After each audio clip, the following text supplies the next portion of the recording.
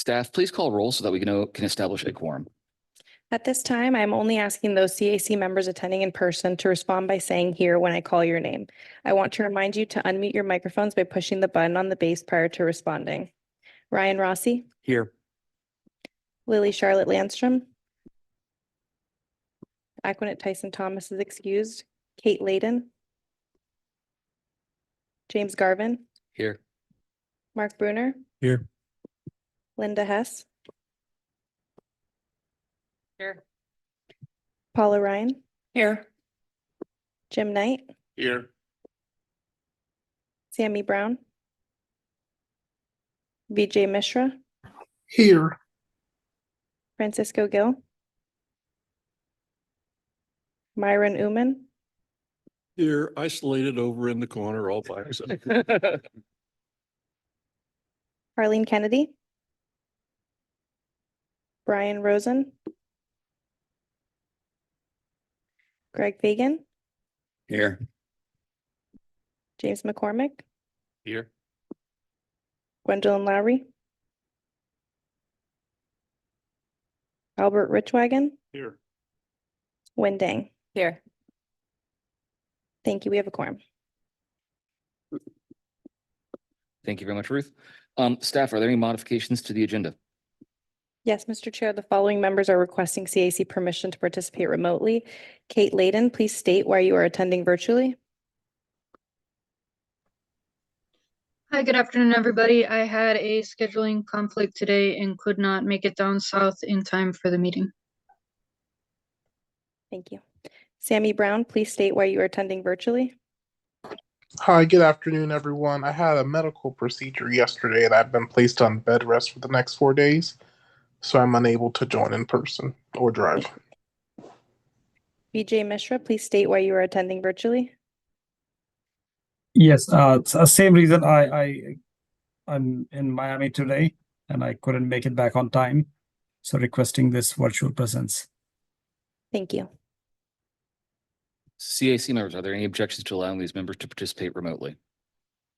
No. Seeing none, these members are approved to participate remotely. Ruth, please note their attendance in the minutes. Thank you. Are there any changes to the minutes from last meeting? I made a comment earlier that the reason I missed the last meeting was I had a hernia operation the day before. So, and it said I was just scheduling conflict, but I actually had a hernia operation on the 6th at Boca Regional. You can check. All right. Are there any other changes to the minutes? Motion to approve? So moved. Paula, second. Second. Lynn? All in favor, please say aye. Aye. Aye. Aye. Aye. Minutes pass. Instructions on how to provide public comment are included in the agenda. Staff, are there any general comments been received? No, Mr. Chair. At this time, I want to invite any CAC member comments on items not already on the agenda. Members participating remotely, please utilize the raise hand feature in the Zoom platform, and then remember to unmute your microphone once you are recognized.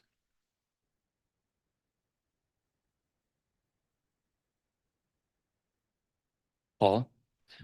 Sure. Thanks. I wasn't here last month, medical as well, but I did notice in the minutes that there was a conversation about Vision Zero, and I'm glad to see my fellow commissioners or board members talk about the importance of not giving shelter to the thought of finding a more reasonable number as opposed to Vision Zero. My comments, had I been here last month, were going to be about the increased number of pedestrian deaths and bicycle fatalities and accidents in the county. And I hope that we continue to present the report that our TPA staff spends time assembling every month to identify where we are in our how many pedestrians we've hit. You know, I don't really know how else to make it a priority for our elected leaders to understand that we need to look at how we improve our infrastructure so that we are reducing fatalities and injuries. And perhaps those that want to come up with what they consider a more reasonable number or target are focused on how is it that we can find ways to improve that. If we don't have what they think is a reasonable analysis of, all right, we've gone from 13, we said 13 was okay, but we're at 15, and what do we do to try to bring that down? I think it's incumbent upon all of us to focus on ways in everything that we do. How can we add value to protecting our pedestrians and bicyclists in the county? And one of the things that I think that we should do is continue to advocate for our local municipalities, those that appoint us, to ask for things like extra money just for maybe some bike racks and maybe some protected barriers where they're not expensive to do. But I would just like us to continue to have this conversation, because if we don't continue to have this conversation, we're not going to see any progress in this area. And it's something that on a national level, Florida is bad and South Florida is really, really bad. So I'd like to continue to have these conversations and to share this data with our elected and push forward opportunities that when we see them, that we could do things that might not be on the forefront of everybody's minds. Because it is on my mind. I ride my bike all the time, so it's dangerous out there. Yes. If I could just chime in, I was curious about that route along A1A where they had the accident not too long ago, where I think the lady actually had some health issue, and that's why it happened. I don't know for sure, but they stopped the bike lanes from that section years ago. Is that something they can bring back up? And then the second piece I would comment that had on, and I've been guilty before of it, is texting and driving. It's a terrible thing to do. And maybe the new cars, when they come out, they should have, or even maybe there's a way even to augment the existing cars and so forth, that once you get in your car, you can't text. Just as simple as that. I mean, I don't know if it's legal or not, but just. No, thank you both. Wen? Actually, I think Andrew has something to add. Oh. Are you sure? Sure, if you would No, like me to Andrew, balance. respond to both good points. For the hands-free, we do have, at least for distracted driving, we have it for texting enforcement.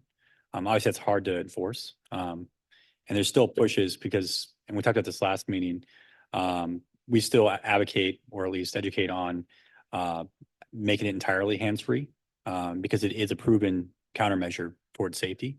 And so that's sort of where that's headed. I don't think anything went to the legislature this year when it came to those, but we have in the past had, at least for texting, that passed.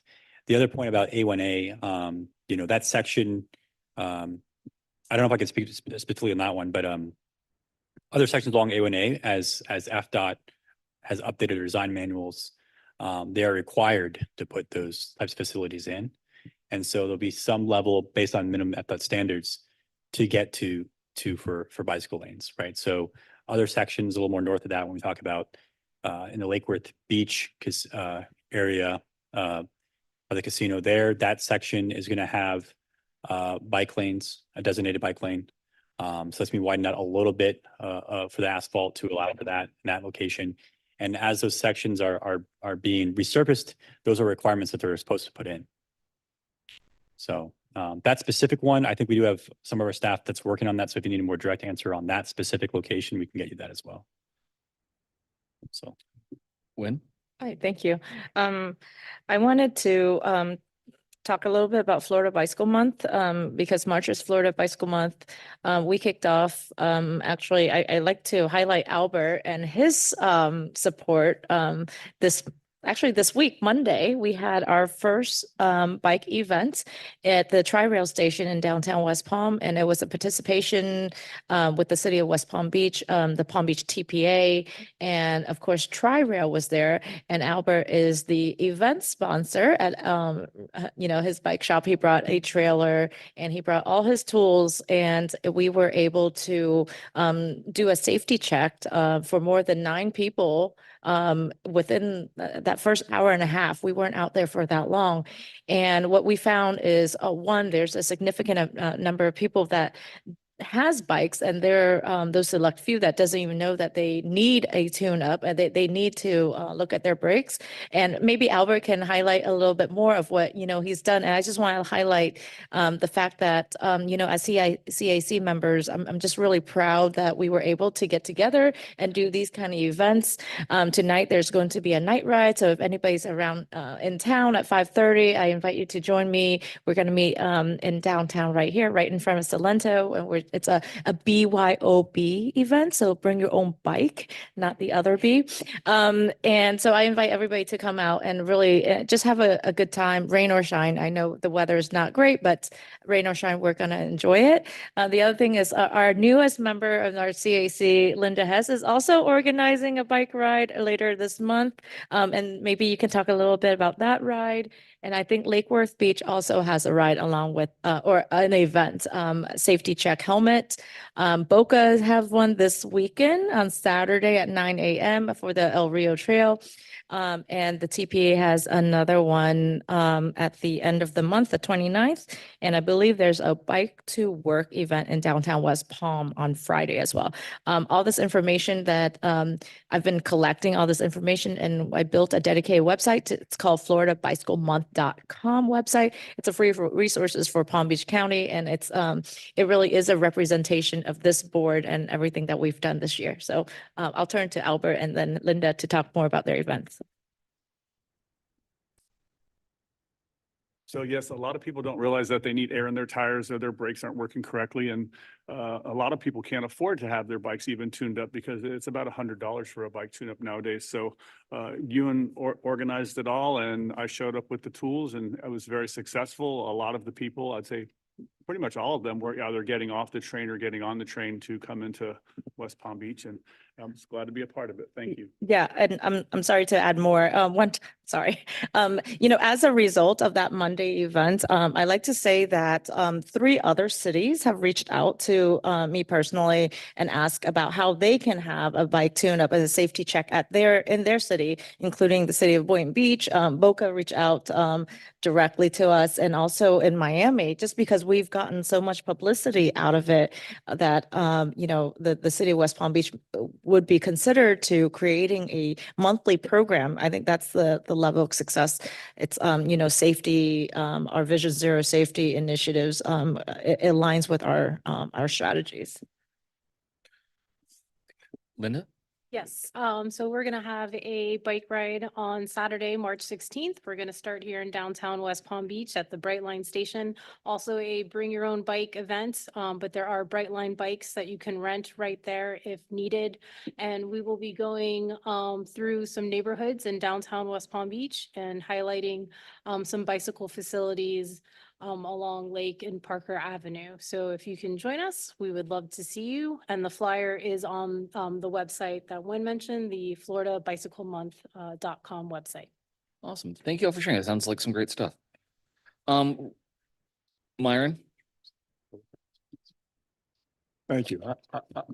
First, let me say I'm all in favor of bicycles. These bike rides are wonderful.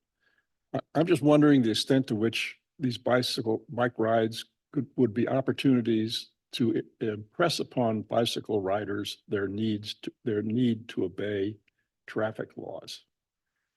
It's been my experience, not all bicycle riders are scofflaws, but single bicycle riders zipping around traffic and in and out and through red lights and through stop signs and through yield signs are very, very, you see them all the time. And so I have a dear friend who was killed by a bicyclist while he was jogging on a mixed use path. And the bicyclist was just careless and ran into the back of him and knocked him over. He cracked his head, was in a coma for 10 days and died. Reckless bicycle riding is an important issue. And while we should encourage bicycle riding, I think we have to also encourage appropriate use of bicycles. Thank you. Thank you, Myron. Seeing no any further comments, are we good? All right. I just want to do one thing real quickly and just remind everybody about attendance. If you could do a favor, and if you're not going to be here and you know, please email staff and let them know. Because if we don't have quorum, then that means we can't tackle action items, which may put staff behind. So let's not, if it's avoidable to not wait until the day of a meeting to know that, that'd be really helpful. So I'm going to assume that if we have no excuse, you're showing up. Otherwise, please just email staff and let them know you're not going to be able to make it. Okay. Thank you very much. Really appreciate that. That being said, seeing no other further comments, Andrew, will you please provide the liaisons report? Thank you, Mr. Chair. Yes, and that's helpful if you tell us ahead of time so we know if we're gonna be quorum or not. I appreciate that comment. Okay, so today's actually a very short agenda for action items, and then we're gonna head right after this meeting into a workshop that was prepared for our committees. So Nathan George is gonna provide a brief presentation. It's about 15 minutes after this meeting. And if you can only stay for the presentation and then you have to go, that's fine. You can write your feedback online, but after the presentation, we do have boards in the back of the room that you can provide your comments on and your feedback related to our needs analysis. So that's going to occur right after our meeting. We can just take a quick break if we needed to do that, and then we'll head right into that. Safe Street Summit Awards. So the Safe Street Summit just occurred recently, and the winners for Palm Beach County went to Boca Raton. So it was for Councilmember Yvette Drucker as the Complete Streets champion, and then also Boca Raton for the Complete Streets community. So congratulations to them. We've talked a lot already about Florida Bicycle Month. We have those on, it sounds like Gwen has a page as well, as she mentioned. We have those also listed on palmbeachtpa.org/walkbike. Our specific ride is the one on March 29th in downtown West Palm Beach. You can find out more information at palmbeachtpa.org/ride. I don't know if we planned the route yet. We were trying to plan it for the new walkway that goes around Clear Lake. So I think we're still waiting on some utility, some hookups from FPO when it comes to the lighting. But we'd really like to try to do that location. So be on the lookout for that, but you can find out more information on our website. We're hosting a Safe Streets for All roundtable with our partners. So that's that big funding pot at the federal level, billions of dollars going towards safety. We've had a lot of action plans that were awarded funds here in Palm Beach County. So this is an opportunity for those communities to come together and talk about how they're going to collaborate on those and get some consistency on that. And it's also for any partners that are looking to potentially go for more of those themselves. We'll talk more about the LRTP coming up today in our workshop, but all that information is also on our website. And then these are just those other grants that are available to our community partners. We talked about safety a little today. FDOT has a local road safety program where they have applicants submit from local jurisdictions for safety projects along roadways. And there's also the Safe Streets and Roads for All grants that are out there right now. And then also with that is the US DOT Grant Navigator. We put this on every time. That's just all those grants that are available out there at the federal government level. And then lastly is the Get on the Bus Challenge. That's going to be for getting on the bus for ride and transit, really hosted by Palm Tran. There's a contact for that for Palm Tran, and that's going to occur in March and May.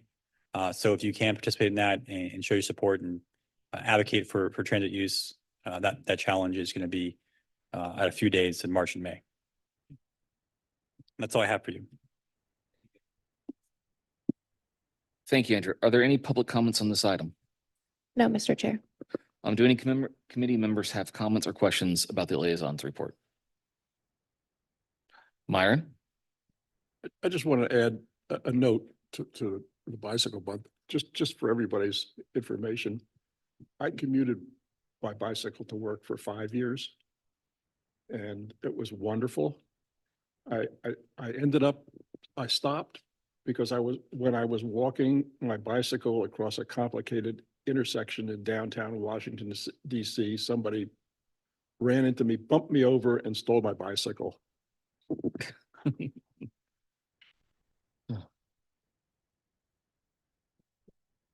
Well, Thank you for sharing, Myers. Myron, I think you can pick up a new bike at Yeah. Albert's bike shop in Del Rey, so. Completely. Any other comments? That was almost 50 years ago, so you know. Paula? Thanks. I really like the discussion that we have about this because I don't get to see it or hear it. And I have lots of ideas and thoughts, but I'm just not sure where you can share them and try to get them implemented. Riding my bike has become my number one mode of transportation when it's not raining. One, just because the weather's so great and it's nice, but the infrastructure makes it very hard to drive and ride your bike safely. It's hard to find a place to park your bike. Like I pull up into all kinds of places and I don't have a bike rack. So it's like, can I bring my bike into your store while I shop or whatever? But I just think that if we want people to ride the bus, take alternative transportations, we need to look at what the infrastructure barriers are that keep people from engaging. And the more we talk about it, I think the more opportunities that there are to find ways. Like I see that there's the Safe Street Grants program that you've noted on the liaison report. You know, I'm going to go on there and see if there's a way that I can advocate for some of my leaders to pursue these things, but I just think it's going to take all of us. And if we could have a conversation about what options are out there that we can consider. Part of the problem with the buses is that they can only handle 2 bikes, I think, per bus. And so these are all of the barriers that make it difficult and why, you know, there are more accidents, you know, whether people on bikes are hitting people or people in cars are hitting people on bikes. There's just not the kind of protected infrastructure that we need to make it as safe as I think that we'd like. And we all know that there are incredible health benefits if we get out of our cars and walk a little bit and ride our bikes. So thanks. Andrew, is there any guidance on how to best go about what Paula is asking as far as sharing the grant information? Sure. You know, when it comes to what we do at the TPA from a just from a staff perspective in our daily work, I think the best times for input is we have a Vision Zero action plan, and in that sets forth sort of what we want to accomplish moving forward on these things, and so what we can actually tackle. And then we also have our strategic plan that's coming up for the next fiscal year that we look at. And both of those are opportunities where we can start to add in more materials if those need to be updated from our current action plan.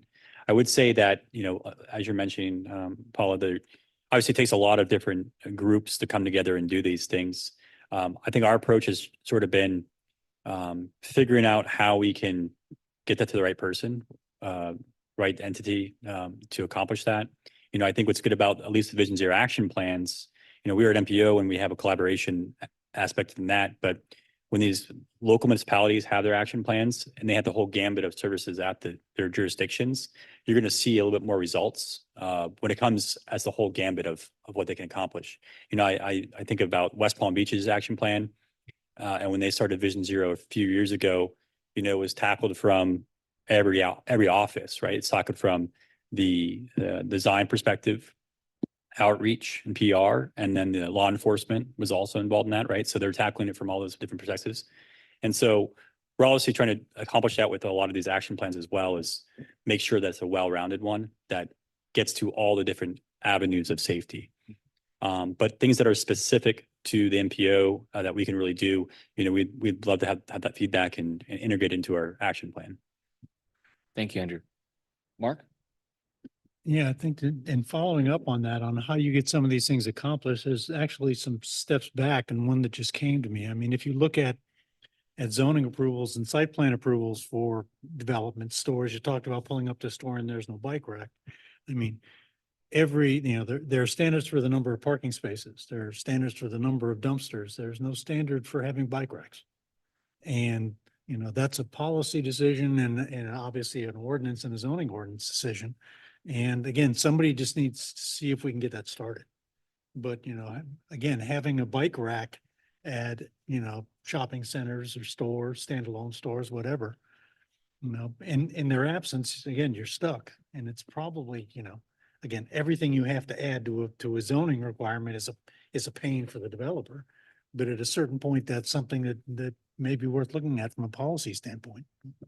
Thank you, Mark. Yes, Jim. One last thing, in Delray, they actually have it in the land development regulation. So you're required when you're building other than a single family home, you're building multifamily or whatever else, you're required to have so many spaces and lockers for the bikes and so forth. And it's not just put them outside in the spot, But if I'm correct, some of those ordinances would come as a result of a Vision Zero action plan municipality might participate in, correct? Sorry, not necessarily. I think it's, again, it's in your land development code, your LDRs. It's, and personally, because I'm in Delray, Jim, you don't have to go in with a new building, even if you're doing any kind of renovation, those, I know they're very tedious requirements, but they apply to everybody. And it's not just building new bike racks that goes with new structures, but it's retrofitting the existing buildings. And I think that's where you're falling into, or Paula, that's your question is, some of these existing businesses and existing infrastructures, it's retrofitting that. And I'm not necessarily sure if you don't go in and renovate your building or your structure, what triggers the mandate to have, bike racks? Well, here's an idea, because I live in West Palm and I live in a neighborhood off of Dixie Highway. And because of all the development, we're seeing more and more parking enforcement and parking strategies. And if you'll notice that many places, they'll have a single box where you go and put your money in and identify a spot that you're located in. So as these municipalities are addressing their parking plan, they can certainly look to address and add, a bike rack along that corridor of where that parking machine is. And I don't think that anybody thinks of it. It's not like it's a huge expense. It's just that it's not thought of. And the more we talk about it, the more it kind of ends up in these things. And it doesn't in our codes, and it doesn't have to be a hard code, but it's like, why miss an opportunity, right? We're going to be putting a structure to put parking machine, on the street. Why not put a bike rack, with 5, 6, 10, or whatever the block size is. And it's just, if we're not talking about it, we're not thinking about it. So the more we talk about it, I think the better, the closer we'll get. No, thank you, Paul. I think, yes, there definitely is some addressing of the needs for bicycle infrastructure completely. I think if there's further questions about how to proceed, perhaps directed to Andrew on an email or something, we'll give you some more insight of who in the municipality might be someone to talk to. So I think, that being said, any other comments? All right, thank you very much. So we have a motion, action item 2A, motion to recommend adoption of Amendment 3 on the TPA's 2045 long-range transportation plan. When you had something to say? Yeah, I know this item came before us last time, and I have to recuse myself because I'm personally involved in this project. Right. Thank you. And the procedure on that one's going to be, there's a conflict of interest form. And so we fill it out and then it will be included in the minutes. Thank you. All right. So I want to invite Nathan George up, long-range transportation plan coordinator, to present this item. All right, good afternoon. I was about to say good morning, everybody. I don't know whether to present this item or talk about bikes because I love the conversation this morning so much. But this item was presented last month, as Wen mentioned. It's something that you all saw. We could skip the presentation or present the item if you need a reminder, but it's an LRTP amendment that incorporates 4 projects, 2 in the city of West Palm Beach and 2 that were Palm Beach County bridge projects under the locally funded projects table. So I have a presentation that I can go through, or if everybody's comfortable to make the motion to recommend approval, we could skip the presentation. It's up to you. Is there consensus from the committee? I don't need a presentation personally. We saw it last month. Yeah. Everybody good? Move approval. All right, so that being said, I think we're good without the presentation, Nathan. Thank you very much. Is there any public comments on this item? No, Mr. Chair. All right. Do any committee members have comments carried over from last month or any questions for Nathan? Seeing none. Hearing no further discussion, do I have a motion for approval? Motion, move to recommend adoption. And a second? Second. All right. All those in favor, please say aye. Aye. Aye. Opposed? No opposition. Thank you very much, Nathan. We have motion, item 2B. Motion to recommend adoption of amendment number 3 on the TPA's Transportation Improvement Program. The tip is in the TPA's 5-year funding program for transportation projects in Palm Beach County. FDOT requests approval of the attached 2428 tip amendment. Andrew, Deputy Director of Programs, will present on this item. Andrew? Great, thank you, Mr. Chair. So this is a pretty quick one. It's just one request by FDOT for an amendment to a project. And again, as the chair mentioned, this is the 5-year funding, federal and state funds that we have in our transportation improvement program. And so this is really triggered. There's a lot of changes that happen all the time in the projects with costs and scopes. But what really triggers an amendment is on the screen here. The one that's really important for us today for this project is actually an increase in cost of more than 20% and $2 million. So that's what triggered this amendment today. And it's only for those impacted in the amendment. So you're only voting for this one project for the tip, not the tip of the whole. This product is actually a TPA priority. This is a product on US 1 heading from West Palm Beach into Riviera Beach. This is from 59th Street to North Lake Boulevard. And the product as a whole is actually reconstructing this section of US 1. It's around 3 miles long. It's going to have incorporation of bike lanes. It's actually going to move the barrier on the bridge inwards so that you can have bike lanes on the outer side of the bridge, of the roadway. It's going to include lighting and some mast arm improvements. But specifically for this amendment, FDOT is requesting $2.2 million to cover bridge repair. So part of this product, they're also going to do some bridge work. And that includes addressing some superstructure deficiencies relating to cracks and spalls. Also replacing bridge joints, and then a certain level of coating on the bridge. And that's the portion that's by the Port of Palm Beach. So if that large bridge heading on US 1 over the Port of Palm Beach, that's the bridge we're talking about. So really it's all there is for you today on this one. It increases the cost by over 20% and $2 million. It's $2.2 million or so coming from state funding. And with that, I can take any questions. Staff, are there any public comments on this item? No, Mr. Chair. Any committee members have comments? Just as an individual that travels in that area, I believe the bridge in question is the one at Frigates, correct? I misspoke yesterday when I was doing my run through with you. There is actually a separate bridge product for the northern portion where you see going into North Palm Beach, that bridge, the Frigates one. By Frigates, that's a separate project. Okay. This one is the Port of Palm Beach portion. Got it. All right. Thank you for the clarification, Andrew. Any other committee member comments? Do I have a motion to adopt? So moved. Paula, second? Second. Albert? All in favor? Aye. Aye. Aye. All right. Thank you very much. Items 4A through 4D are informational only, and there will be no staff presentations unless requested by a committee member. Are there any? Seeing none, staff, are there any public comments on these items? No, Mr. Chair. All right, so our next CAC meeting is scheduled for April 3rd, 2024 at 1:30 promptly. At this time, our committee meeting is adjourned. Please do not leave as the TPA staff requests our presence at the LRTP multimodal needs workshop that Nathan and so forth and staff will help with. So